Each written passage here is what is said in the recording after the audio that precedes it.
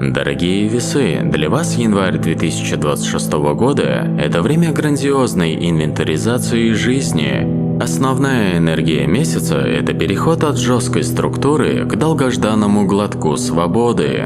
Главные события января закручиваются вокруг Козерога и Водолея, затрагивая самые важные жизненные опоры, такие как дом, карьера и личная самореализация. Январь потребует от вас умения держать баланс между профессиональным долгом и зовом души. Вы будете фильтровать окружение, отказываться от балласта чужих задач и учиться говорить «нет» там, где раньше соглашались на мир ради мира. Давайте подробно разберем первую декаду. Для вас начало месяца – это время глубокого погружения в свои истоки и эмоциональной перезагрузки. Несмотря на то, что мир вокруг может требовать от вас социальной активности, звезды советуют начать год с обращения к внутреннему «я». Это период, когда вы закладываете психологический фундамент на весь предстоящий цикл. Главным астрологическим событием этого периода станет мощное полнолуние в Раке, которое произойдет 3 января. А в это время вы можете почувствовать, что эмоции буквально переполняют вас. Рак – это знак домашнего очага, и полнолуние здесь требует завершения каких-то важных дел, связанных с жильем или родителями.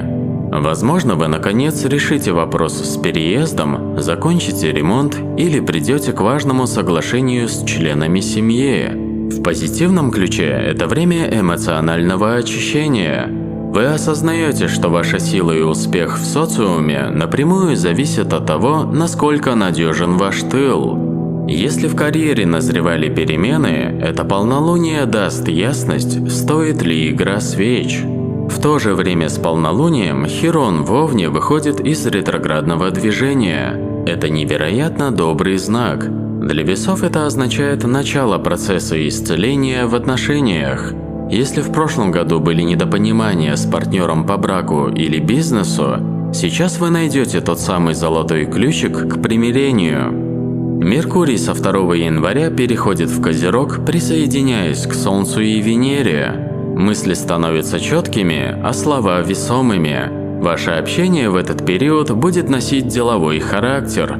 Даже обсуждая семейный ужин, вы будете подходить к этому как к важному проекту. Это прекрасное время для работы с документами, оформления недвижимости или долгосрочного планирования карьеры. Самая активная зона этого периода – это семья и недвижимость.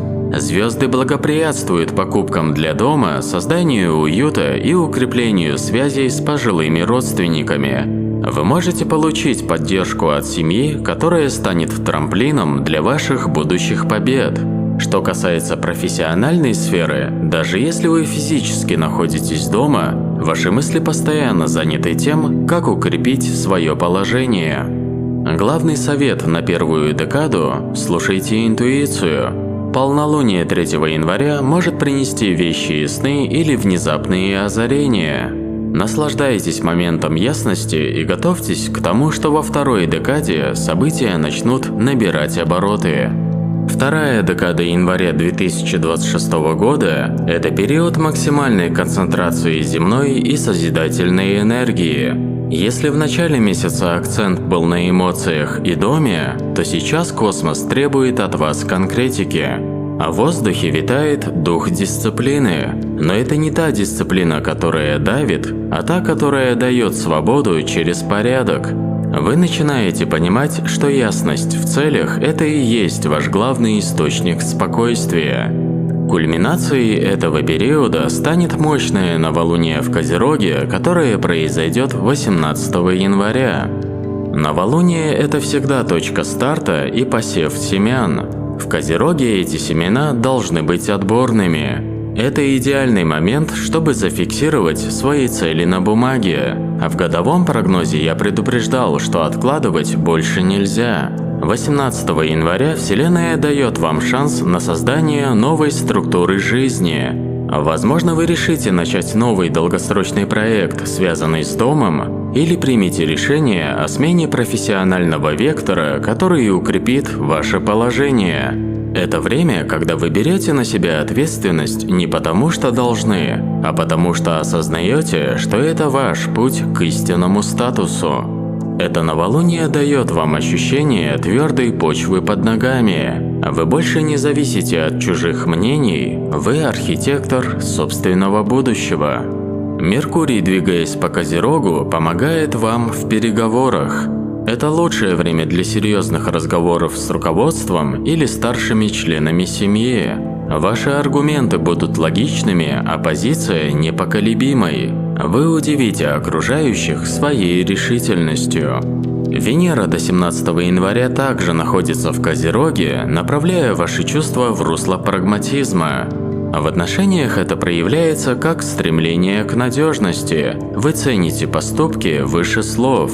Если партнер поддерживает ваши амбиции и разделяет ваши ценности, отношения выйдут на новый уровень. После 17 января Венера переходит в Водолей, и вы начинаете чувствовать первые признаки грядущих перемен. Суровость Козерога начинает разбавляться желанием новизны и легкости.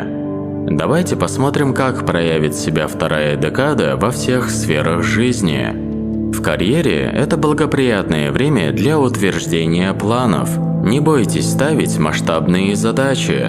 Сатурн в Рыбах поддерживает ваши усилия в ежедневной работе, делая ваш труд осмысленным и результативным. Что касается финансов, это хороший период для долгосрочных инвестиций в недвижимость или предметы, которые прослужат годы.